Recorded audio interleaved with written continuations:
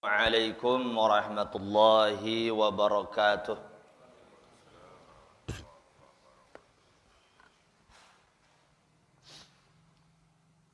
Alhamdulillahilladzi bi ni'matihi tatimmu shalihat.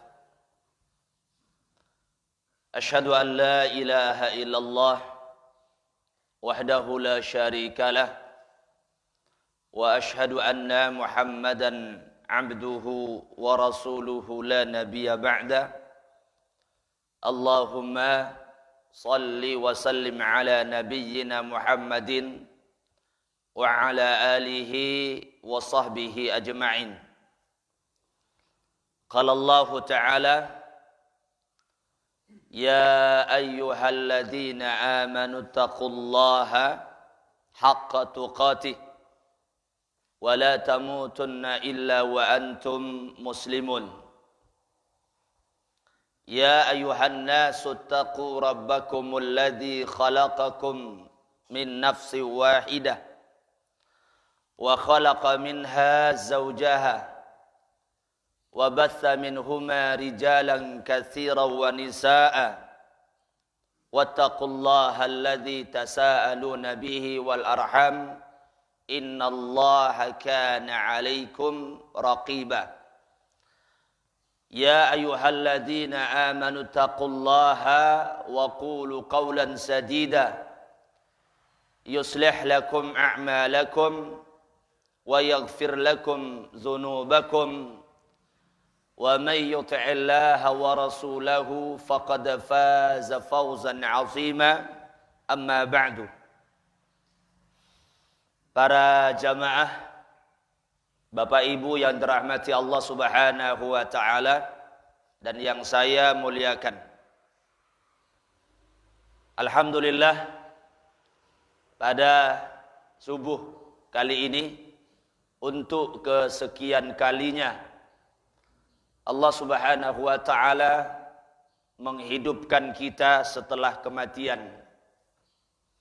Dan tidaklah Allah Subhanahu wa taala membangkitkan kita setelah kematian ini kecuali agar kita memperbanyak amal saleh dan kebaikan, bertaubat dan beristighfar kepada Allah Subhanahu wa taala. Yang kita harapkan ketika kita memulai hari kita dengan amal saleh ataupun dengan kebaikan, maka kita pun juga berharap agar kita juga tutup hari kita juga dengan amal saleh dan juga kebaikan, terutama ketika Allah Subhanahu wa taala memanggil kita, wala tamutunna illa wa antum muslimun. Janganlah kalian mati kecuali sebagai seorang muslim yang taat, yang patuh, yang bertakwa, yang beriman, menjaga kebaikan dan kesolehan, dan selalu istiqamah di dalam kebaikan dan kesolehan tersebut. Dan semoga Allah Subhanahu wa taala memasukkan kita semua dalam kelompok orang-orang yang istiqamah. Para jamaah yang dirahmati Allah Subhanahu wa taala, kita bersyukur karena kita telah melaksanakan sholat subuh berjamaah. Dan sholat itu dari 5 waktu yang kita kerjakan, bahkan juga termasuk yang sunnah, adalah berdiri di hadapan Allah Subhanahu wa taala dengan ikhlas dan juga dengan khusyuk, agar nanti pada yaumul qiyamah kita pun juga berdiri di hadapan Allah, dibantu, ditolong dan diselamatkan oleh Allah Subhanahu wa taala. Karena berdiri di dunia ini di hadapan Allah itu punya kaitan dengan berdiri nanti di hadapan Allah juga pada yaumul qiyamah. Karena itu Al-Imam Ibn Qayyim Al-Jauziyah rahimahullahu taala, beliau mengatakan, manusia, seorang muslim, dia berdiri di hadapan Allah itu ada dua tempat. Pertama adalah dia berdiri di hadapan Allah ketika dia sholat. Dan yang kedua, berdiri di hadapan Allah ketika nanti dia dibangkitkan di padang mahsyar. Ada dua tempat berdiri di hadapan Allah, menghadap Allah Subhanahu wa taala. Berdiri yang pertama akan menentukan bagaimana keadaan dia untuk berdiri nanti pada yaumul qiyamah.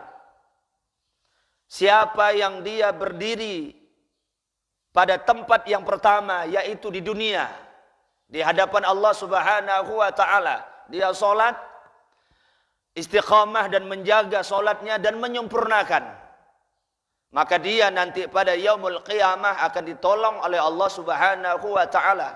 Jadi berdiri yang pertama menentukan dia nanti berdiri yang kedua. Dia akan ditolong, dia akan dibantu, dan dia akan diselamatkan oleh Allah Subhanahu wa taala. Dan siapa yang tidak berdiri di hadapan Allah di dunia ini, maka dia tidak akan bisa diselamatkan dan tidak akan mendapatkan perlindungan. Dan dia bahkan akan celaka dan binasa nanti pada yaumul qiyamah, karena dia tidak berdiri di hadapan Allah di dunia ini. Oleh karena itu, para jamaah yang rahmati Allah Subhanahu wa taala, setiap kita berdiri di hadapan Allah melaksanakan ibadah salat 5 waktu, tanamkan dalam hati kita, ya Allah, tolong aku nanti pada yaumul qiyamah. Selamatkan aku.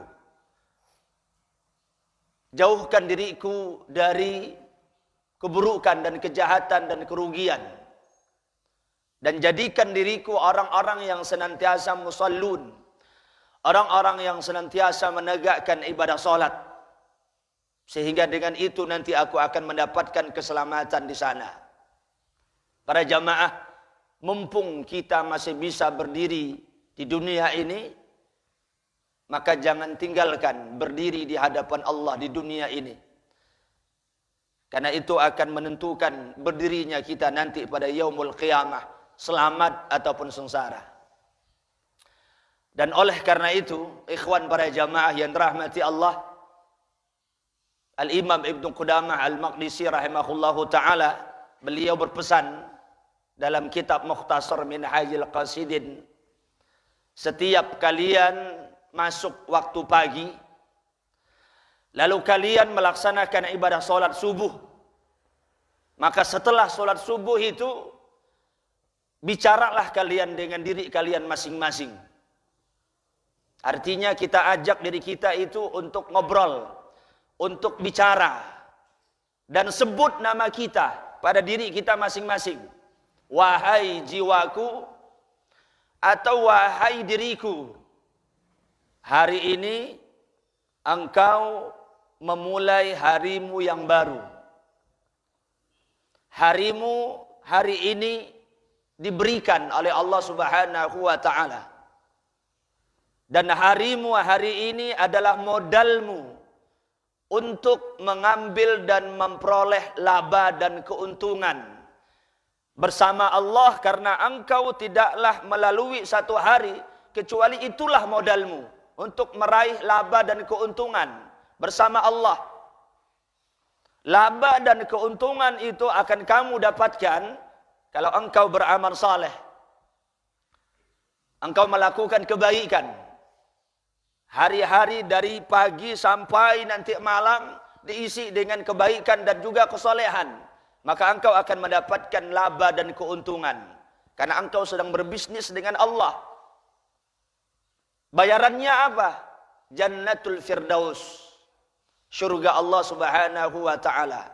Modalnya umur dan usia, itulah hari yang kita lewati. Tapi kalau seandainya engkau tidak mengambil dan tidak memanfaatkan modal tersebut, yaitu modal usia ataupun modal umur, kau juga tidak mengambil laba dan keuntungan, ketika berbisnis dengan Allah, karena harimu diisi dengan maksiat, kejahatan, kelalaian, perbuatan buruk, maka engkau akan binasa pada hari itu. Bagaimana engkau mendapatkan modal sedangkan engkau rugi dan engkau bangkrut, tidak mendapatkan sesuatu keuntungan sedikit pun. Dan itu para jamaah yang dirahmati Allah harus ada pada diri kita masing-masing. Kita panggil jiwa kita, kita panggil diri kita sendiri, agar kita tahu dan agar kita senantiasa berada di atas ketaatan. Para jamaah, Bapak Ibu yang dirahmati Allah Subhanahu wa taala, kaitannya dengan itu, pada subuh hari ini kita akan melihat diri kita masing-masing berkaitan dengan modal yang Allah Subhanahu wa taala karuniakan kepada kita, yaitu berupa umur dan usia. Kita berusaha untuk merenungkan sisa-sisa umur yang Allah Subhanahu wa taala karuniakan kepada kita sekarang. Harus kita renungkan dan harus betul-betul menjadi buah dari setiap hari yang kita lewati, dari sesuatu yang kita renungkan dan kita hayati. Untuk apa aku hidup dan untuk apa aku isi dari sisa kehidupan. Para jamaah, Allah dalam Al-Quran, dalam surah Al-Mu'min, ayat yang ke-67, berbicara tentang asal muasal hidup dan kehidupan kita. Mari kita renungkan. Allah Subhanahu wa taala berfirman, "Huwallazi khalaqakum min turabin."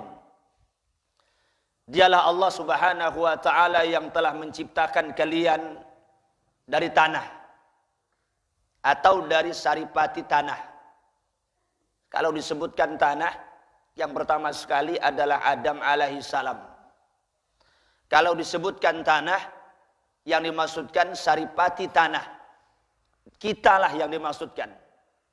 Tapi pada intinya Allah Subhanahu wa taala ingin memberikan peringatan dan memberikan penjelasan kepada kita asal muasal keberadaan kita. Huwallazi khalaqakum min turabin. Dialah Allah Subhanahu wa taala yang menciptakan kalian dari tanah. Dulu kita tidak ada, sekarang menjadi ada. 200 tahun yang lalu kita tidak tahu keberadaan kita di mana. Tapi Allah Subhanahu wa taala jadikan kita sekarang. Lalu Allah Subhanahu wa taala melanjutkan, summa min nutfatin. Lalu Allah Subhanahu wa taala menjadikan kalian dari nutfah. Nutfah itu secara bahasa, kalau ada ember diisi dengan air, lalu air itu ditumpahkan kembali. Dan biasanya ada air yang tersisa yang melekat pada ember itu di dalamnya. Banyak atau sedikit? Sedikit. Banyak atau sedikit? Tidak banyak. Hanya beberapa tumpuk tetesan air. Itulah yang disebut dengan nutfah. Bahasa lainnya mani. Air mani. Dari air itulah kita berada dan dari air itulah kita berasal. Yang kalau seandainya tersentuh, orang akan jijik. Kalau seandainya dia melihat, dia akan bersihkan.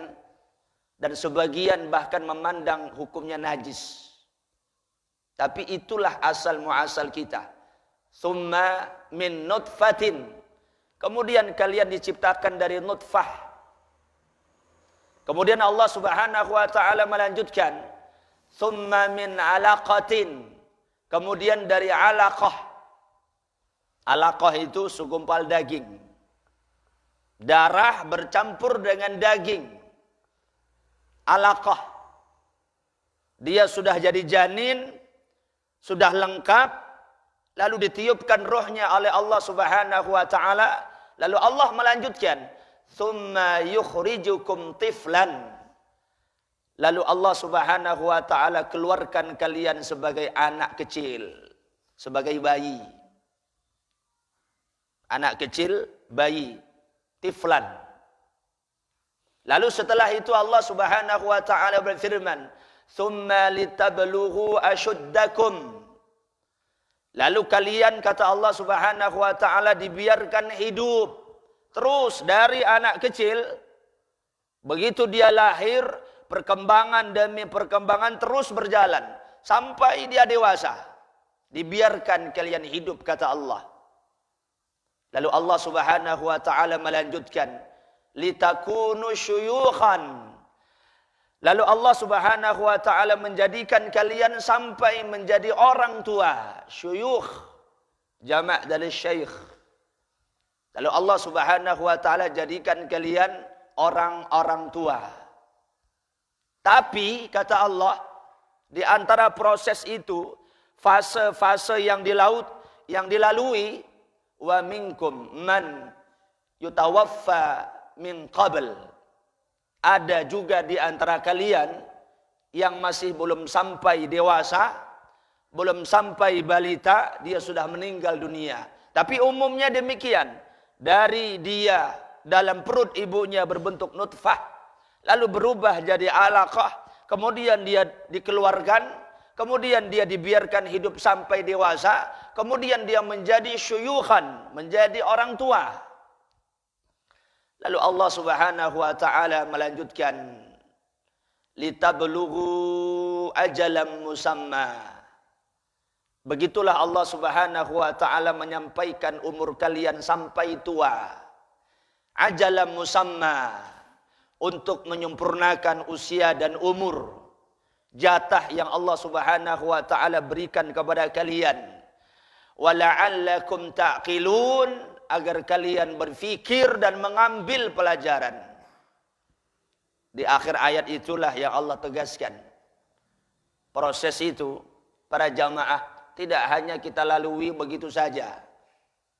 Kalau kita tidak melihat diri kita, tidak bisa melihat, kita akan bisa lihat anak-anak kita dan orang-orang di sekeliling kita. Begitulah prosesnya. Agar itu menjadi pelajaran untuk kita. La'allakum ta'qilun. Agar kalian itu berfikir, mengambil pelajaran. Dan di situ, para jamaah, Allah Subhanahu wa taala menyebutkan fase terakhir kehidupan manusia di dunia ini. Apa fase terakhirnya? Litakunu syuyukhan, kalian menjadi orang tua. Orang tua ini fase terakhir, tidak ada lagi setelah itu. Mulai dari nutfah jadi alaqah, kemudian dia dikeluarkan sebagai anak kecil sampai dia berlanjut menjadi balita, sampai dia berlanjut dari remaja, sampai lagi berlanjut jadi dewasa, sampai berlanjut menjadi syekh, menjadi orang tua. Sampai di situ selesai. Dan itu adalah fase terakhir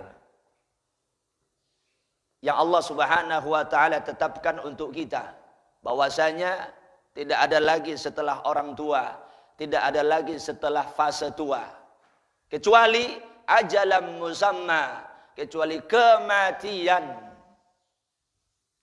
Para jamaah, umur berapa seseorang itu dikatakan tua? Masuk dalam firman Allah, litakunu syuyukhan. Al-Imam Qurtubi rahimahullahu ta'ala, beliau mengatakan, seseorang itu akan dikatakan syuyukh, akan dikatakan syekh, kalau umurnya sudah mencapai lebih dari 40 tahun. Kalau sudah umurnya lebih dari 40 tahun, syuyukh. Fase terakhir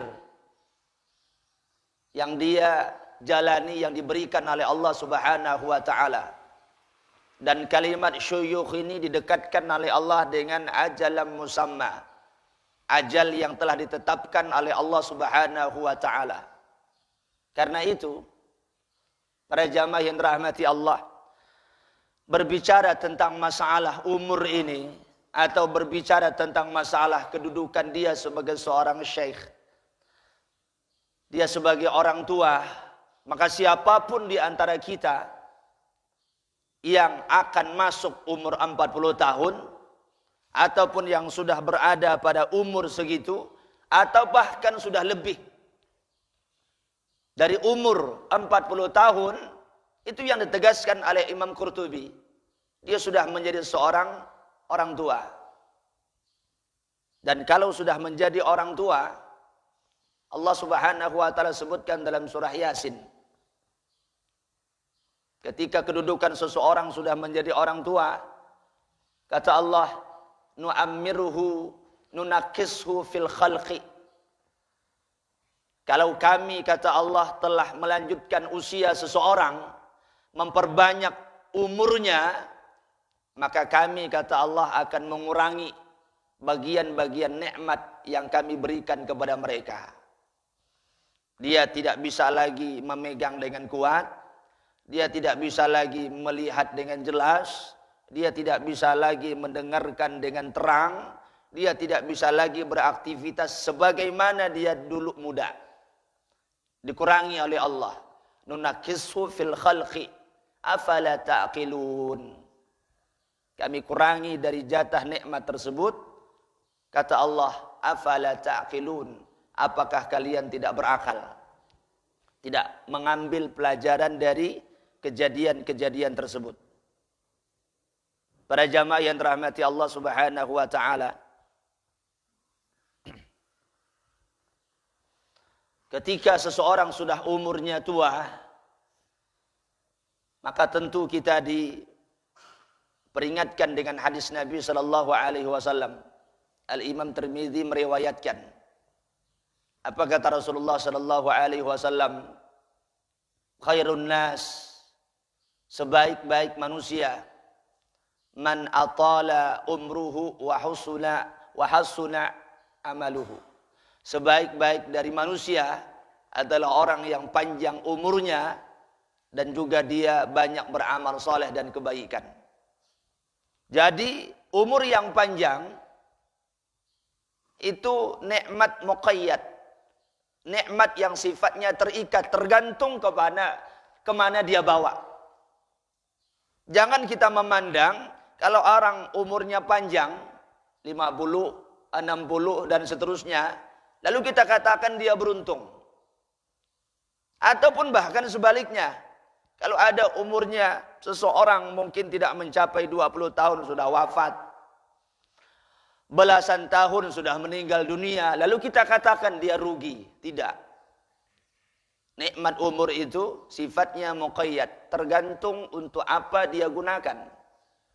Kalau dia gunakan untuk ibadah kepada Allah, makin tua makin taat, makin tua makin saleh, maka dia adalah khairun nas, sebaik-baik manusia. Tapi kalau seandainya dia tidak gunakan untuk ibadah kepada Allah, walaupun 200 tahun umurnya, tapi tidak untuk taat kepada Allah, tidak untuk melakukan kesolehan, banyak melakukan maksiat bahkan, maka dia adalah orang yang rugi. Karena itu Al-Quran dan hadis-hadis Nabi SAW itu sangat punya perhatian terhadap siapapun yang umurnya sudah lanjut. Tadi kita sebutkan 40 ke atas. Ya, 40 ke atas. Sangat-sangat punya perhatian. Bahkan dalam hadis Muslim, Nabi SAW pernah mengkhabarkan. Apa kata Rasulullah? Salasatun. Ada 3 golongan manusia. La yukallimuhumullahu yaumal qiyamah. Allah tidak akan mengajak dia bicara. Wala yanzuru ilaihim. Allah juga tidak akan melihat dan memandang mereka. Wala yuzakkihim. Mereka tidak akan disucikan oleh Allah. Walahum adzabun alim. Dan bahkan juga mereka mendapatkan azab yang pedih. Itu ancamannya. Pertama, tidak diajak bicara. Yang kedua, tidak dipandang. Yang ketiga, tidak disucikan. Yang keempat, bagi mereka azab yang pedih. Tahu kita siapa mereka? Salah satunya syaikhun zanin, orang tua yang berzina. orang tua yang berzina. Kenapa tidak disebutkan pemuda yang berzina? Seorang pemuda, darahnya masih deras dengan kuat mengalir. Emosinya tidak stabil. Keadaan hatinya tidak tetap. Dan dia mudah terbawa. Dorongan dia untuk bermaksiat besar. Dorongan dia untuk melakukan keburukan dan kejahatan sangat-sangat besar peluangnya. Apalagi dia masih kuat. Matanya masih jelas melihat, telinganya masih terang mendengar. Dan hal-hal apapun mungkin dia bisa lakukan. Tenaganya masih kuat. Tapi kalau orang tua, ya, tapi kalau dia sebagai seorang syekh, peluang dia, dorongan dia untuk melakukan perzinahan itu kecil atau sedikit. Tapi tetap dia berzina. Maka dia masuk dalam kelompok ini, syekhun zanin. Orang tua yang berzina. Para ikhwan, para jamaah. Kata ulama, hadis ini memberikan perwakilan terhadap kasus-kasus yang lain. Orang tua yang tidak taubat. Orang tua yang tidak istighfar. Orang tua yang tidak beramal. Orang tua yang melakukan keburukan dan kejahatan. Lebih sangat diancam oleh Allah dibandingkan dengan anak muda. Karena itu di beberapa riwayat Al-Imam Bukhari meriwayatkan Allah Subhanahu wa taala menolak hujjah bagi siapa yang sudah umurnya 60 tahun bahkan sampai 70 tahun masih dalam kondisi buruk, dalam kondisi tidak taubat, tidak istighfar kepada Allah. Nanti pada yaumul qiyamah hujjahnya tidak akan diterima. Kenapa hujjahnya tidak diterima? Kalau bahasa kita, apa tidak cukup usia yang Allah berikan kepada anda untuk istighfar, untuk bertaubat, untuk belajar ilmu agama, untuk ibadah, untuk sadar? 60 tahun itu bukan waktu yang sedikit, bukan masa yang kecil. Masa yang panjang, waktu yang panjang untuk kesempatan bertaubat dan memperbaiki diri. Tapi umur segitu pun tidak juga taubat-taubat. Tidak juga sadar-sadar. Maka kata Nabi, dia ditolak hujahnya nanti pada yaumul qiyamah. Para ikhwan, para jamaah yang dirahmati Allah Subhanahu wa taala, jadi perlu dan harus kita renungkan sama-sama agar kita tertanam dalam jiwa kita bahwasanya begitu berharganya setiap nafas yang kita keluarkan, setiap hirup udara yang kita hirup. Detik-detik itu adalah sesuatu yang sangat berharga. Oleh karena itu, kalau seandainya kita merasa usia saya sudah 60 tahun, maka kita masuk dalam hadis Nabi sallallahu alaihi wasallam. Al-Imam Muslim meriwayatkan dari sahabat Abu Hurairah. Nabi sallallahu alaihi wasallam bersabda, "A'maru ummati ma baina sittina wa sab'in." Umur umatku, kata Rasulullah, antara 60 sampai 70. Antara 60 sampai 70. Dan sedikit, kata Rasulullah, yang lebih daripada itu. Tapi rata-rata 60 sampai 70. Kalau kita sudah masuk dalam kategori itu, maka ingatlah dengan hadis Nabi tersebut. Para jamaah. Atau, umur saya masih belum sampai 60. Tapi sudah sampai 40 lebih. Maka ingatlah kita tentang umur 40 tahun. Terus ke atas.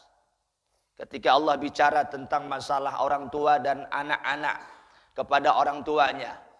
Wa balagha asyuddah wa balagha arba'ina sanah. Ketika mereka begitu kuat dan kekokohan jiwanya sudah semakin mantap.